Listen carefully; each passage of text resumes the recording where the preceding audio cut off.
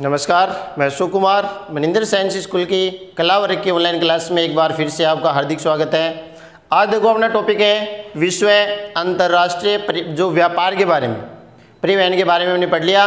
उसके बाद में आता है अंतर्राष्ट्रीय व्यापार के बारे में। तो सबसे पहले है देखो व्यापार क्या होता है। व्यापार किसे कहते हैं, व्यापार क्या होता है। देखो कोई भी वस्तु या सेवाओं का आदान प्रदान क्या कहलाता है, व्यापार कहलाता है। चाहे वो वस्तु विनिमय के द्वारा हो, चाहे वो मुद्रा के द्वारा हो, या किसी प्रकार से कोई वस्तु या सेवाओं का आदान प्रदान जो किया जाता है, उससे आदान प्रदान को क्या कहते हैं, व्यापार कहा जाता है।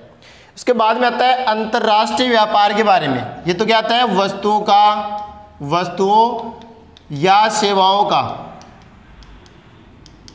वस्तुओं या सेवाओं का आदान प्रदान क्या कहलाता है, व्यापार कहते हैं। कि कोई वस्तु है या कोई भी सेवा है उसका हम आदान प्रदान करते हैं, तो उस आदान प्रदान को क्या कहते हैं, व्यापार कहा जाता है। उसके बाद में आता है इसमें अंतर्राष्ट्रीय व्यापार के बारे में। अंतर्राष्ट्रीय व्यापार क्या होता है। तो देखो एक देश से दूसरे देश में अंतर्राष्ट्रीय व्यापार है, यानी एक देश से दूसरे देश में या विभिन्न राष्ट्रों के बीच में कोई भी वस्तु या सेवाओं का जो आदान प्रदान होता है, क्रय विक्रय होता है, उसे आदान प्रदान को या क्रय विक्रय को क्या कहते हैं, अंतर्राष्ट्रीय व्यापार कहते हैं। जो विभिन्न राष्ट्रों के मध्य हो सकता है, एक राष्ट्र से दूसरे राष्ट्र के मध्य हो सकता है, एक राष्ट्र से दो राष्ट्र, तीन राष्ट्रों के मध्य हो सकता है। यानी विभिन्न राष्ट्रों के मध्य जो होने वाला वस्तु या सेवाओं का जो आदान प्रदान होता है, उस आदान प्रदान को क्या कहते हैं, अंतर्राष्ट्रीय व्यापार के नाम से जाना जाता है। उसे क्या कहते हैं, हमें अंतर्राष्ट्रीय व्यापार कहते हैं। ठीक है, उसे क्या कहा जाता है, अंतर्राष्ट्रीय व्यापार। किसको कहते हैं, विभिन्न राष्ट्रों के मध्य या विभिन्न देशों के मध्य, एक देश से दूसरे देश के मध्य जो होने वाला वस्तुओं का क्रय विक्रय या आदान प्रदान क्या कहलाता है, अंतर्राष्ट्रीय व्यापार कहलाता है। और ये अंतर्राष्ट्रीय व्यापार देखो, व्यापार किस श्रेणी में आता है।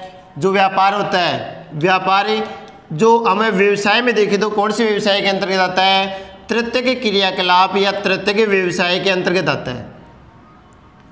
किस व्यवसाय के अंतर्गत आता है, तृतीयक व्यवसाय के अंतर्गत आता है। जो कौन है, व्यापार के बारे में, निर्माण जो व्यापार है, परिवहन है, संचार है, वाणिज्य है, ये सारे किसके अंतर्गत आते हैं। जो हमने व्यवसायों के बारे में अध्ययन किया था, मानव व्यवसायों के प्रकार, तो उसमें हमने तृतीयक व्यवसाय के बारे में अध्ययन किया था, तो उसके अंतर्गत कौन आता है, व्यापार आता है।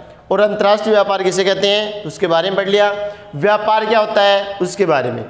अब अंतर्राष्ट्रीय व्यापार के इतिहास के बारे में, कि प्राचीन समय से देखो किस प्रकार से शुरू हुआ है, इसके इतिहास के बारे में कि किस प्रकार से जो व्यापार है वो शुरू हुआ है। तो ठीक है, तो अंतर्राष्ट्रीय व्यापार है या व्यापार है प्राचीन समय से ही क्या है, एक वस्तु विनिमय के रूप में क्या है, प्रचलित है। जो वर्तमान समय में किसके आधार पर किया जाता है, मुद्रा के द्वारा इसका क्या है, क्रय विक्रय किया जाता है, जो वस्तु को बेचा या खरीदा जाता है। उससे पहले प्राचीन समय से क्या किया जाता था, जो वस्तु विनिमय किया जाता था। वस्तु विनिमय की प्रथा है जो आज भी प्रचलित है। प्राचीन समय में वस्तु विनिमय की प्रथा थी, जो वस्तु विनिमय आज भी प्रचलित है। देखो गुवाहाटी से 35 किलोमीटर दूर एक कौन से क्षेत्र है, जोगी रोड है। कौन सा क्षेत्र है, गुवाहाटी से 35 किलोमीटर दूर एक क्या है, जोगी रोड है, जहां पे क्या लगता है, जानविल मेला लगता है। जहां पे क्या लगता है, जानविल नाम का एक मेला लगता है। उस मेले में आज भी क्या है, वस्तु विनिमय की प्रथा वहां पे क्या है, गुवाहाटी में प्रचलित है। ठीक है, जोगी रोड है, उस जोगी रोड में जो गुवाहाटी से 35 किलोमीटर दूर है, उसमें आज भी क्या है, वस्तु विनिमय की प्रथा आज भी क्या है, प्रचलित है। आज भी वहाँ पे क्या किया जाता है, वस्तु विनिमय किया जाता है। प्राचीन समय में देखो रोम है, भारत है, मध्य एशिया के जो क्षेत्र है, पर्शिया है या ईरान में जो क्षेत्र है, पर्शिया जिसमें ईरान में है, तो ये सारे क्षेत्र से क्या है, जो महंगी वस्तुएं हैं, जो हीरे हैं, जवाहरात है, बाहर से जो आभूषण है, उनको क्या है, निर्यात किया जाता था, एक स्थान से दूसरे स्थान पे भेजा जाता था। एक है प्राचीन रेशम मार्ग है। प्राचीन क्या है कि रेशम मार्ग, जिसके बारे में कल भी चर्चा की थी, इसे क्या कहते हैं, सिल्क रूट के बारे में, सिल्क रूट। प्राचीन रेशम मार्ग है, जो कहाँ से है, जो रोम से चीन को जोड़ता है, जो रोम से किसको जोड़ता है, चीन को जोड़ता है, यानी चीन से उत्पादित वस्त्र, जो रेशम वस्त्र है या रेशम है, वो कहाँ भेजा जाता था, रोम जाता था या रोम भेजा जाता था। किस मार्ग के द्वारा, स्थल मार्ग के द्वारा। किस मार्ग के द्वारा, स्थल मार्ग के द्वारा कहाँ जाता था, चीन से उत्पादित जो रेशम है वो रोम जाता था। इसलिए इस चीन से रोम तक का जो मार्ग है, एशिया से यूरोप तक का जो मार्ग है, उस मार्ग को क्या कहते हैं, इतिहासकारों ने उस मार्ग को रेशम मार्ग के नाम दिया है।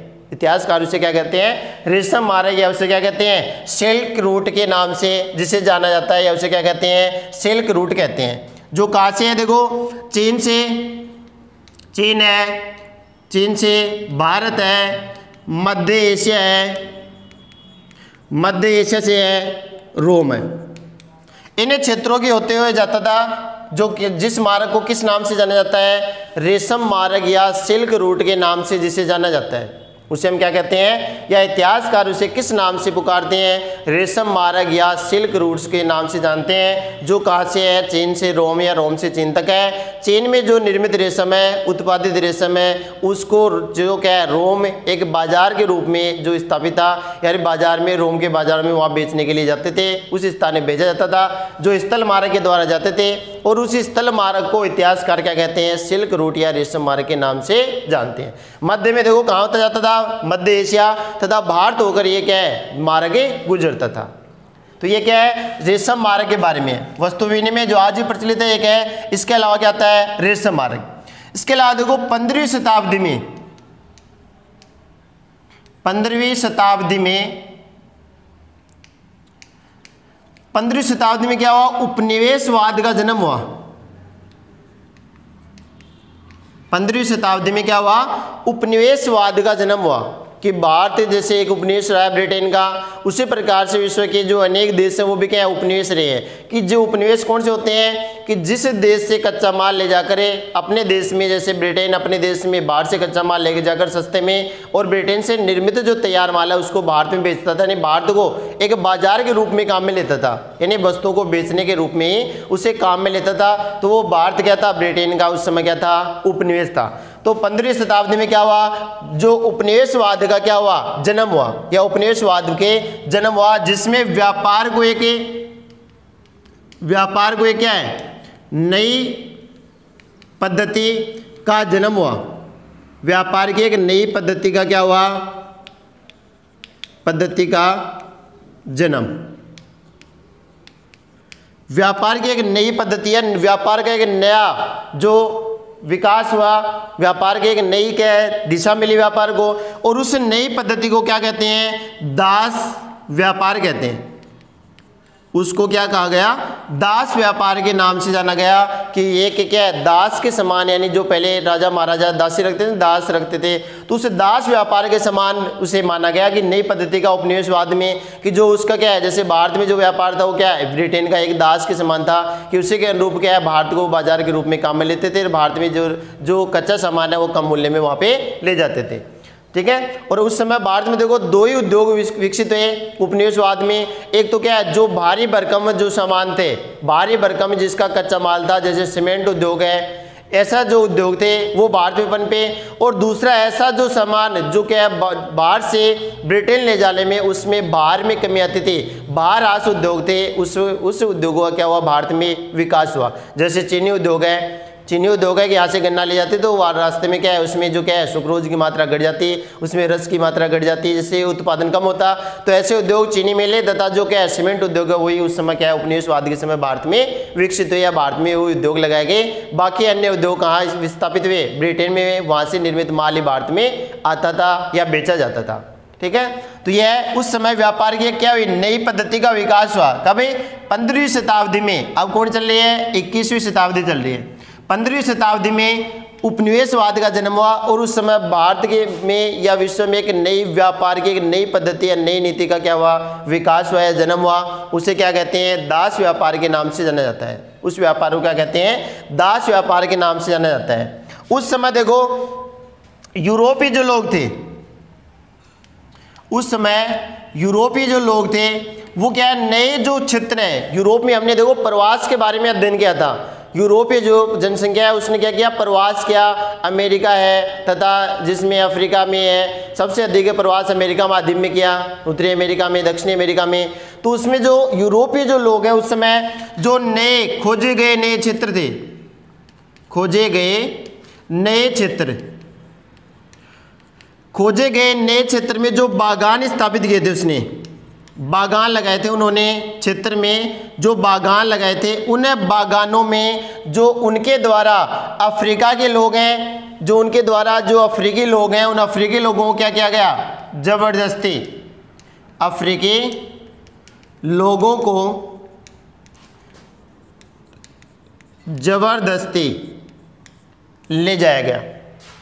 यूरोपीय जो लोग थे या यूरोपीय जो उस समय उपनिवेशवाद का जो क्षेत्र था, उपनिवेशवाद जो अन्य जो विश्व के अनेक क्षेत्र इसके उपनिवेश थे, उस समय यूरोपीय लोगों ने क्या है, नए क्षेत्र खोजे और उन नए क्षेत्रों में क्या लगाए, बागान स्थापित किए, चाय के हैं, कॉफ़ी के हैं, कवा के हैं, सिनकोना के, अन्य नए बागानों का क्या किया, विकास किया। और उन बागानों में श्रम हेतु या कार्य करने के लिए किसकी आवश्यकता हुई, श्रमिकों की आवश्यकता हुई। और उस समय श्रमिक कहाँ से ले जाए गए, अफ्रीका के जो श्रमिक हैं, अफ्रीकी लोगों को जबरदस्ती पकड़कर उन अपने बागानों में श्रम हेतु ले जाया गया। किनके द्वारा, यूरोपीय लोगों के द्वारा ले जाया गया।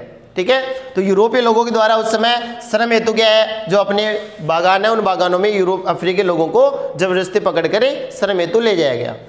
ये तो है इसके इतिहास के बारे में। वस्तु विनिमय, रेशम मारा गया, 15वीं शताब्दी उपनिवेशवाद का जन्म हुआ। इसके बाद में एक व्यापार की नई पद्धति का जन्म हुआ, दास प्रथा है या दास व्यापार है। इसके बाद में यूरोपीय लोग हैं, दास व्यापार के जो जबरदस्ती उनको पकड़ के ले जाता था अफ्रीकी लोगों को अपने जो बागानों में कार्य करने के लिए। तो ये इसके क्या है कि यूरोपीय लोगों द्वारा अपने बागानों में श्रम हेतु जो नए खोजे गए क्षेत्र थे, उन खोजे गए क्षेत्रों में क्या है, श्रम हेतु अफ्रीकी लोगों को जबरदस्ती पकड़ कर ले जाया गया। ठीक है, उसके बाद में ये तो है व्यापार क्या होता है। उसके बाद में अंतर्राष्ट्रीय व्यापार किसे कहते हैं। उसके बाद में आता है इतिहास इसका, व्यापार का या अंतर्राष्ट्रीय व्यापार का इतिहास। एक स्थान से दूसरे स्थान पे जो पहले वस्तु विनिमय होता था, उसके बाद में धीरे धीरे क्या है, या मुद्रा में क्या है, विनिमय या क्रय विक्रय होने लगा है, तो उसके बारे में है।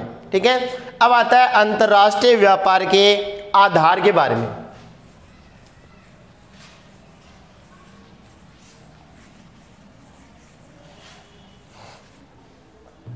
अब देखो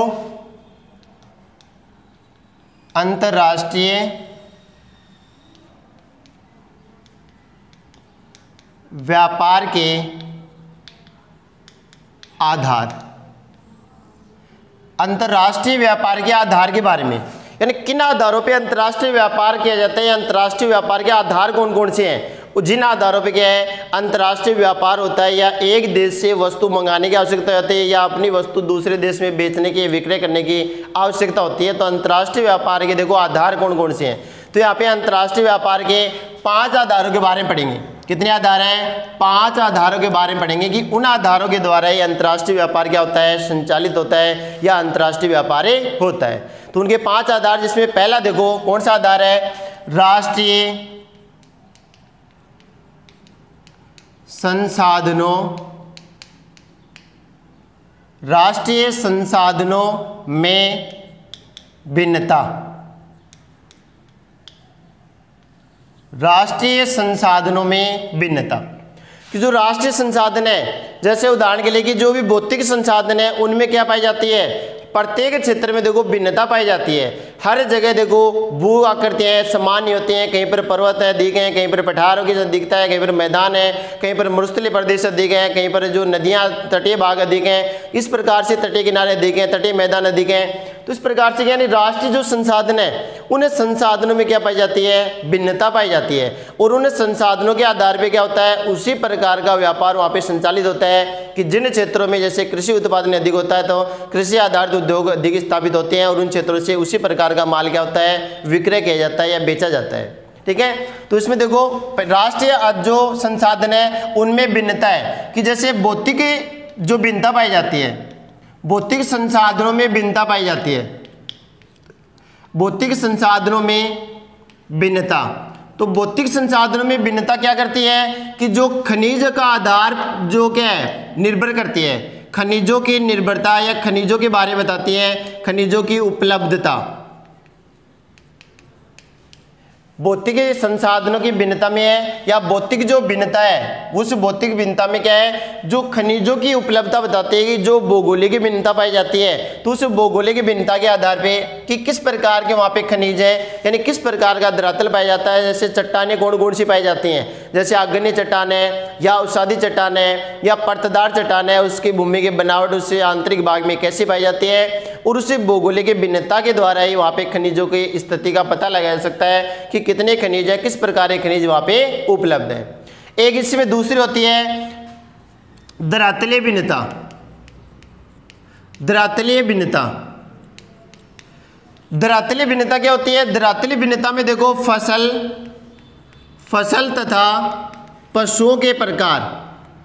फसल है किस प्रकार के धरातलीय भिन्नता की उबड़ खाबड़ है, या वहाँ पे पथरीली भूमि है या वहाँ पे मैदानी भूभाग है या वहाँ पे मरुस्थलीय भूभाग है, तो उस प्रकार की जो भिन्नता है कि वहाँ पे कैसी भिन्नता पाई जाती है, तो उसके आधार पर धरातलीय भिन्नता है। वो धरातलीय भिन्नता क्या करती है, जो फसलों के प्रकार को प्रभावित करती है, फसलों किस प्रकार की फसल है, तथा पशुओं की निर्भरता यानी वहाँ पे किस प्रकार के पशु हैं। जो आगे हम भारत के बारे में पढ़ेंगे तो उसमें पढ़ेंगे हमें कि पशु जैसे पर्वतीय क्षेत्रों में है तो गधे हैं, खच्चर है, भेड़ बकरियां हैं, इस प्रकार के अधिक पाए जाते हैं। मरुस्थलीय क्षेत्र होता है तो उनमें क्या पाए जाते हैं, ऊँट अधिक पाए जाते हैं। तो इस प्रकार के क्षेत्र हैं तो उन क्षेत्रों में यानी किस प्रकार की फसल बोई जाती है। जैसे काली मिट्टी है जो समतल मैदानी प्रदेश, उसमें गेहूं है, चावल है, मक्का है, इस प्रकार की फसलों का उत्पादन क्या किया जाता है, अधिक किया जाता है। तो जो धरातलीय भिन्नता है तो वो राष्ट्रीय संसाधन भिन्नता में आती है। धरातलीय भिन्नता जो फसलों के प्रकार तथा पशुओं के प्रकार को क्या करती है, निर्भर करती है कि किस प्रकार के पशु वहाँ पे होंगे, किस प्रकार की वहाँ पे क्या होगी, फसल होगी, तो उसको निर्धारित करती है।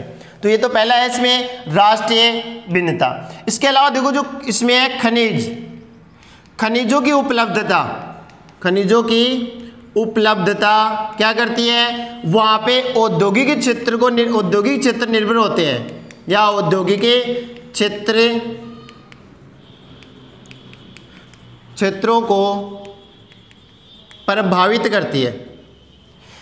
खनिजों की उपलब्धता या खनिज की उपलब्धता वहाँ पे किस प्रकार के खनिज है, जहाँ पे देखो लोहा इसका है, कोयला, इस प्रकार के जो खनिज पाए जाते हैं तो वहाँ पे लोहा इस्पात उद्योग अधिक होंगे। ठीक है, जहाँ पे जैसे तांबा अधिक पाया जाता है तो तांबे के जो है वो अधिक उद्योग होंगे, तथा जहाँ पे एल्यूमिनियम अधिक होता है, एल्यूमिनियम का उत्पादन होता है तो उस क्षेत्र में क्या है, एल्यूमिनियम उत्पादन रहता है तो उसमें एल्यूमिनियम उद्योग अधिक होंगे। जहाँ पे जैसे धातु है, धातु खनिजों के बारे में हमने पीछे चर्चा की थी, तो इसमें जो संगमरमर है, एस्बेस्टोस है, घिया पत्थर है, चूना पत्थर है, इस प्रकार की अलग अलग धातुएं होती हैं। तो जिस प्रकार के जो खनिज उपलब्ध होते हैं उसी प्रकार के वहाँ पे क्या होते हैं, उद्योग स्थापित होते हैं। वो क्या है, औद्योगिक क्षेत्रों के को क्या करती है, प्रभावित करती है कि किस प्रकार के वहाँ पे क्या होंगे, उद्योग स्थापित होंगे। तो ये तो पहला आता है इसमें राष्ट्रीय संसाधनों में भिन्नता। तो ये राष्ट्रीय संसाधन है, सभी स्थान पे देखो अलग अलग पाई जाती हैं, भिन्न भिन्न पाई जाते हैं, उसी के आधार पे वहाँ पे क्या है, जो क्रियाकलाप होते हैं वो निश्चित होते हैं। ठीक है, अब दूसरा इसमें आता है जनसंख्या कारक।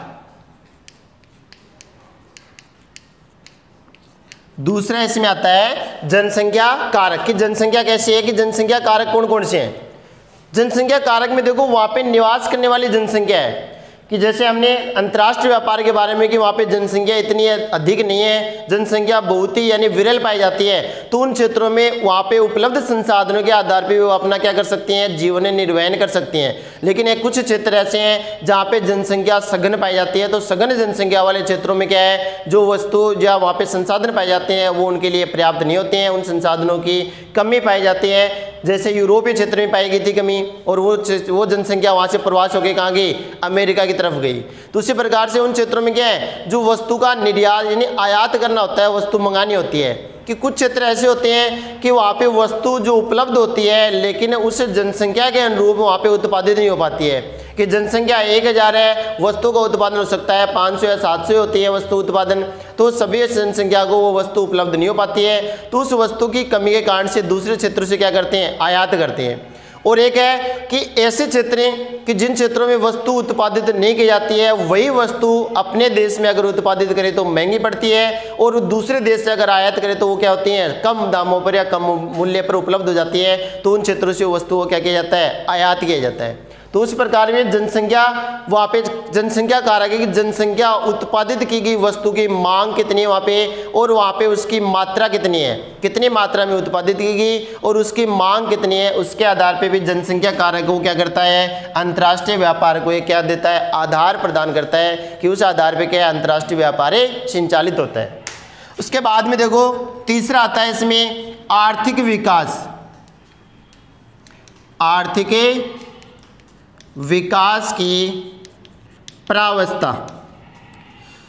आर्थिक विकास की प्रावस्था के बारे में आता है कि आर्थिक विकास की प्रावस्था देखो क्या है, कौन सी आर्थिक विकास की प्रावस्था, तो इसमें देखो आर्थिक विकास की प्रावस्था की जिन क्षेत्रों में जिस प्रकार के, जैसे कृषि क्षेत्र है कि मैदानी प्रदेश है तो उन क्षेत्रों में कृषि का उत्पादन अधिक होता है, कृषि जो है उनमें फसलों का उत्पादन अधिक होता है, और फसलों का उत्पादन अधिक होने के साथ साथ इसमें क्या है, जो उन उत्पादों का क्या किया जाता है, विनिमय किया जाता है।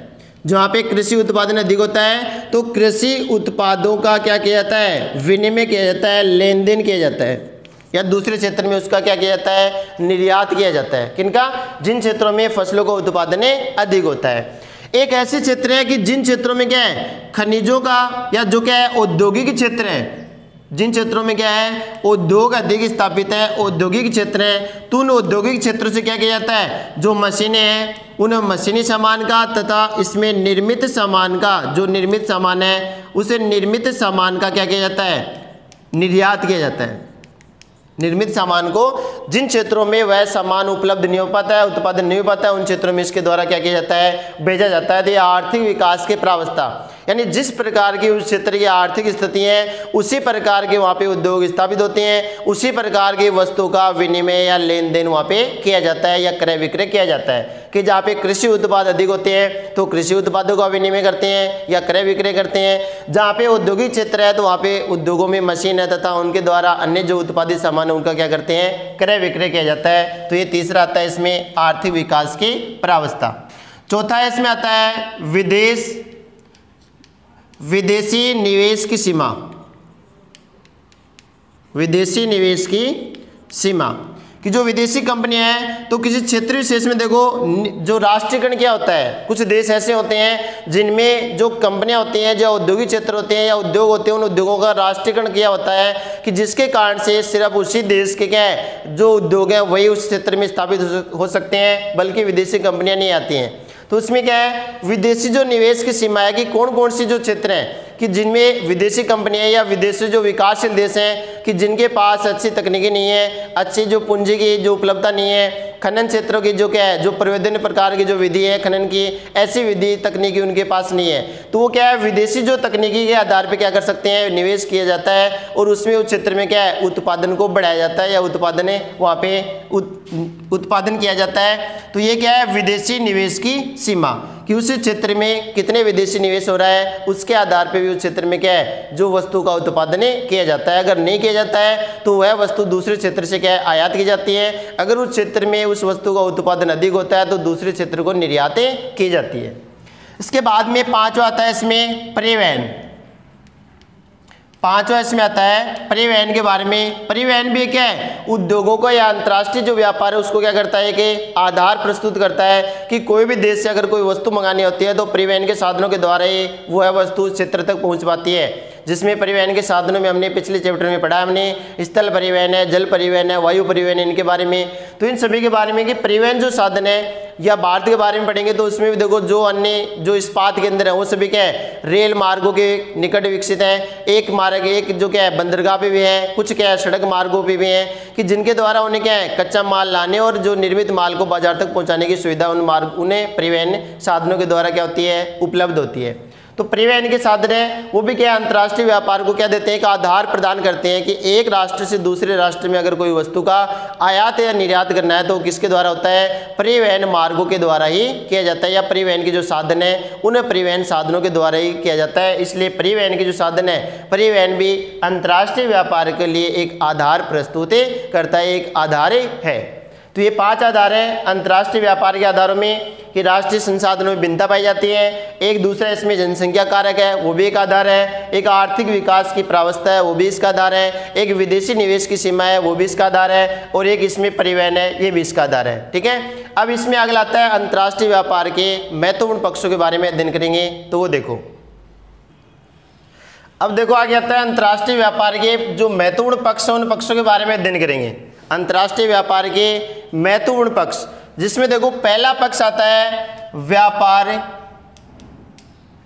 व्यापार का परिमाण। एक होता है देखो परिणाम, एक होता है परिमाण। परिणाम यानी उसका क्या होता है, रिजल्ट होता है। परिमाण यानी उसकी क्या होती है, मात्रा, यानी व्यापार की गई वस्तु की मात्रा कितनी होती है।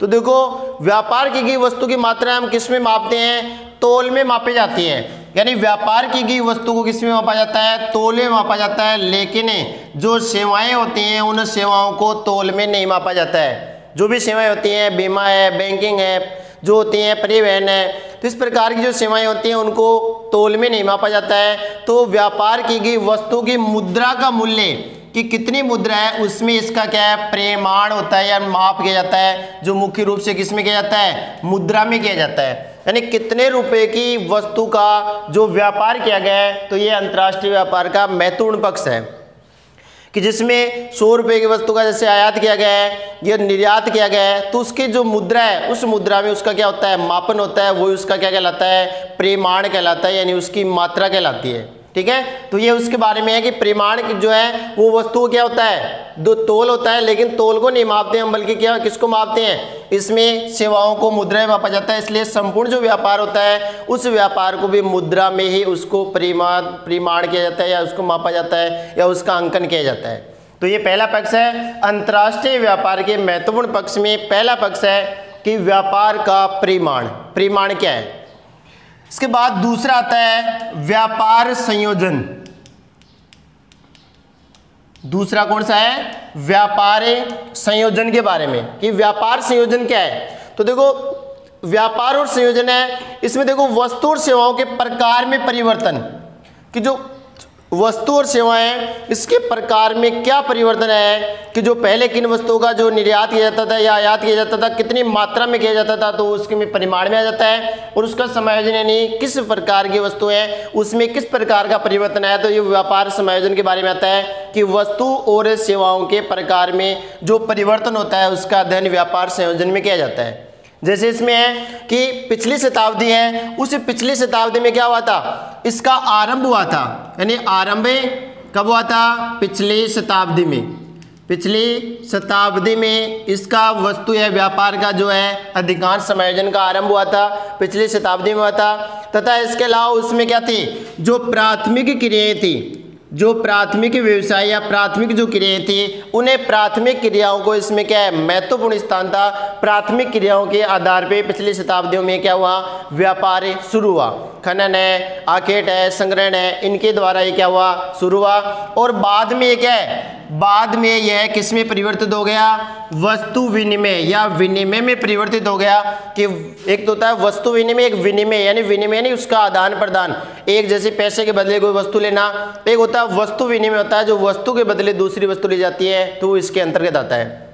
तो पिछली शताब्दी में व्यापार संयोजन का आरंभ और प्राथमिक व्यवसाय इसमें प्रारंभ हुआ प्राथमिक व्यवसाय के साथ, और इसमें उसके बाद में क्या हुआ, इसमें विनिमय क्रिया का क्या हुआ, प्रचलन हुआ, किसमें, व्यापार समायोजन में, व्यापार संयोजन में। उसके बाद में तीसरा इसका पक्ष आता है व्यापार की दिशा। व्यापार की दिशा के बारे में तीसरा पक्ष इसमें आता है व्यापार की दिशा के बारे में कि व्यापार किस दिशा में परिवर्तित हुआ है, किस दिशा में बढ़ा है। जैसे 19वीं शताब्दी में जो 19वीं सदी है, 19वीं सदी में जो यूरोप, 19वीं सदी में यूरोप व संयुक्त राज्य अमेरिका, संयुक्त राज्य अमेरिका 19वीं सदी में यूरोप व संयुक्त राज्य अमेरिका में क्या हुआ, जो सबसे पहले व्यापार का यानी प्रचलन हुआ, व्यापार की दिशा यानी व्यापार प्रारंभ हुआ यूरोप तथा संयुक्त राज्य अमेरिका में। उसके बाद में इसमें अब वर्तमान समय में देखें तो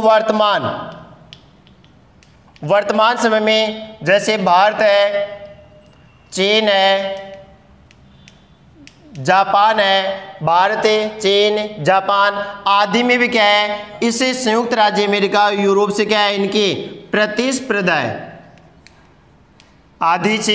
यानी वर्तमान में अब इसमें क्या है, भारत है, चीन है, यूरोप है आदि, जापान है आदि का क्या है, यूरोप तथा संयुक्त राज्य अमेरिका से व्यापार में क्या है, प्रतिस्पर्धा है, या इनमें क्या है, एक दूसरे की क्या है, होड़ है इनमें। तो सबसे पहले 19वीं शताब्दी में यूरोप और संयुक्त राज्य अमेरिका में इसका प्रचलन अधिक था। उसके बाद में वर्तमान में भारत, चीन और जो जापान है वो भी क्या है, इसकी प्रतिस्पर्धा में है, यूरोप और संयुक्त राज्य अमेरिका की प्रतिस्पर्धा में क्या है, शामिल है। ठीक है।